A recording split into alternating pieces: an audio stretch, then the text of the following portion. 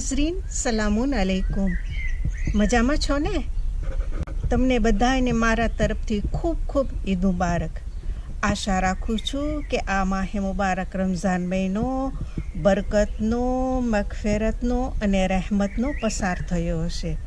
અલ્લાહ આપણી ઇબાદત કબૂલ કરે, આમીન. આજે હું ઈદની તૈયારીને ધ્યાનમાં રાખીને ઈદના તોહફા તરીકે એક ખાસ દર્શ લઈને આવી છું. ખાસ મારી દીકરીઓ માટે, મારી બહેનો માટે અને મારા દોસ્તો માટે. ચહેરાની માવજત ફ્રેશ સાથે કેવી રીતે કરવી તે માટેનો દર્શ છે. પણ તે પહેલાં ચાલો હું તમને મારા ઝારદાની ફ્રેઝના વાવેતરની એક ઝલક દેખાડું.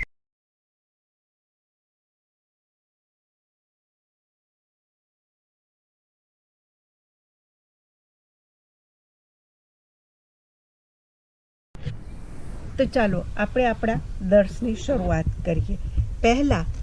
મેં પહેલાં અહીંયા ફ્રેશને મિક્સચરમાં પીસીને એક સરસ મજાનું ક્રેમ જેવું બનાવી રાખ્યું છે. હવે આપણે શરૂ કરીએ. 1 ચમચો દહીંમાં અડધી ચમચી આપણે મધ રાખીએ અને તેમાં 2 ચમચા ફ્રેશની આ પેસ્ટ, આ ક્રેમ રાખીએ. આ મિક્સચરને બરાબર હલાવી એક રસ થઈ જાય તેવું બનાવીને પછી આ મિક્સચરને આપણે ચહેરા ઉપર લગાડશું.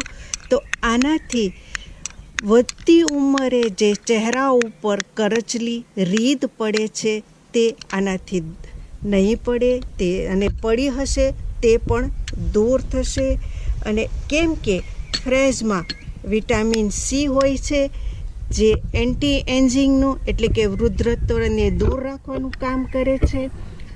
દહીંમાં વિટામિન હોય છે અને તે બ્લીચિંગનું કામ કરે છે અને મધ મોઇશ્ચરાઇઝનું કામ કરે છે. આમ આ ત્રણેયનું મિક્સચર ચહેરા ઉપર લગાડવાથી ચહેરા ઉપરની રોનક વધે છે, કરચલી દૂર થાય છે. અઠવાડિયામાં તમે આ મિક્સચરને 2 વાર તમારા ચહેરા ઉપર લગાડો અને પછી એક વખત લગાડ્યા પછી તમે એને ઠંડા પાણીથી ધોઈ નાખો. આનાથી ચહેરો તમારો એકદમ સુંદર બનશે. હવે મારી આગળ અહીંયા લીંબુનો રસ છે 1 ચમચી જેટલો.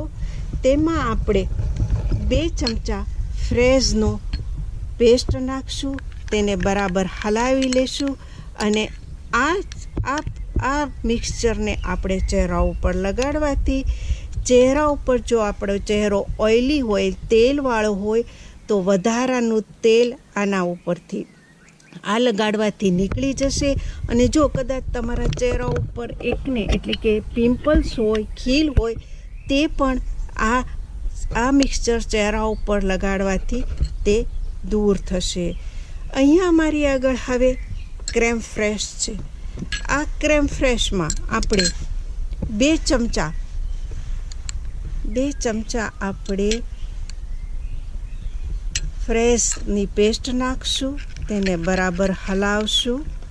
તેમાં અડધી ચમચી આપણે મધ નાખશું અને બરાબર આને મિક્સ કરી અને ચહેરા ઉપર આને લગાડવાથી જો તમારો ચહેરો એકદમ સૂકો હોય, તમારી ચામડી સૂકી હોય તો આ માસ્ક ચહેરા ઉપર લગાડવાથી તમારી ચામડી એકદમ જ ગ્લો મારશે, એકદમ ચમકીલી આવશે અને ચહેરા ઉપર લાલી આવશે. અને આમાં જો તમારો ચહેરો ખરેખર તમારી ચામડી ખરેખર બહુ જ સૂકી હોય તો તમે 1 ચમચો ઓલિવ ઓઇલ પણ ભેળવી શકો છો. હવે મારી આગળ અહીંયા ચોખાનો લોટ અને ટમેટાના ટુકડા છે. આ ટમેટાના ટુકડાની મેં છાલ ઉતારી લીધી છે. તેને બરાબર ચોખાના લોટ સાથે બરાબર આપણે મિક્સ કરીશું. બરાબર સરસ એક રસ થઈ જાય એવું આપણે બનાવીએ અને પછી તેમાં આપણે 2 ચમચા જેટલો આપણે ફ્રેશની ક્રીમ નાખશું. બરાબર હલાવીશું અને બરાબર હલાવી અને આપણે તેને એક રસ બનાવી અને આ માસ્કને ચહેરા ઉપર લગાડવાથી ચહેરા ઉપરની જે મોર જે મૃત ચામડી, જેને ડેડ સ્કિન કહીએ છીએ, એ આનાથી નીકળી જાય છે. તે માટે તમારે શું કરવાનું? પહેલાં તમે આ બરાબર આ માસ્કને ચહેરા ઉપર લગાડો, 20 મિનિટ સુધી ચહેરા ઉપર રાખો અને પછી ધીમે ધીમે આંગળીની મદદ વડે ચહેરા ઉપર એને બરાબર રગડો, જેનાથી તમારી બધી પોમોર નીકળી જશે અને તમારો ચહેરો ચોખ્ખો ડાઘ ધબ્બા વગરનો થઈ જશે. હવે અહીંયા મારી આગળ કકાઓ ચોકલેટનો પાવડર છે. એ ચોકલેટના પાવડરમાં તમે 2 ચમચા જેટલો ફ્રેશની પેસ્ટ નાખો અને બરાબર હલાવો. બરાબર એકદમ સરસ મજાનો એક રસ થઈ જાય પછી તમે આને ચહેરા ઉપર લગાડો. આને ચહેરા ઉપર લગાડવાથી કુદરતી રીતે કકાઓ અને ફ્રેશના વિટામિન લીધે તમારો ચહેરો કુદરતી રીતે એકદમ લાલી મારશે, એકદમ સુંદર અને ચોખ્ખો થશે. અને આ માસ્ક કાઢવા તમે આ માસ્કને ચહેરા ઉપરથી કાઢવા માટે પહેલાં તમે માસ્કને તમે પહેલાં 20 મિનિટ સુધી તમારા ચહેરા ઉપર રાખજો અને એને કાઢવા માટે પહેલાં થોડુંક ગરમ પાણી મોઢા ઉપર છાંટજો અને આંગળીની મદદ વડે ધીમે ધીમે ગોળ ગોળ મસાજ કરતાં કાઢશો તો એકદમ સરસ એનું પરિણામ તમને મળશે. હવે મારી આગળ અહીંયા ગ્લિસરીન છે. અહીંયા મારી આગળ લગભગ બે ચમચી જેટલી ફ્રેશનો પેસ્ટ છે. તેમાં આપણે 1 ચમચી ગ્લિસરીન નાખશું. ગ્લિસરીન બરાબર નાખી અને એને મિક્સ કરી નાખશું. આ મિક્સચર મેં જે લોકોના પગ જરા ખરબચડા થઈ ગયા હોય, બરછટ થઈ ગયા હોય તે લોકો માટે મેં બનાવ્યું છે. જેમ કે તમારા જો પગ ખરબચડા થઈ ગયા હોય તો પહેલાં તમે એને હલકા ગરમ પાણીમાં થોડીક 15 થી 20 મિનિટ સુધી બોળી રાખો.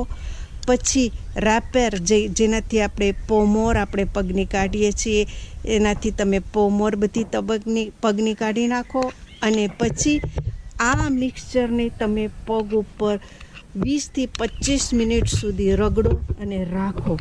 આનાથી તમારા પગ એકદમ પછી તમે ધોઈ નાખો. આનાથી તમારા પગ એકદમ મુલાયમ, સુવાળા અને કોમળ થઈ જશે અને પગમાં જો તમારી એડી ફાટી ગઈ હશે તો એ પણ તે આના લીધે સરખી થઈ જશે. અને પછી આ ધોઈ લીધા પછી તમે એક સારું મોઇશ્ચરાઇઝ ક્રીમ લગાડશો તો તમારા પગ એકદમ સુંદર થઈ જશે. આજે ચલો મેં તમને ફ્રેશના થોડા કેવી રીતે માસ્ક બનાવવા મેં તમને બતાવ્યું. ઇન્શાલ્લાહ હું આવતા વર્ષમાં તમારા માટે એક નવી પ્રેઝન્ટ લઈને આવીશ. ત્યાં સુધી મને તમે રજા આપો.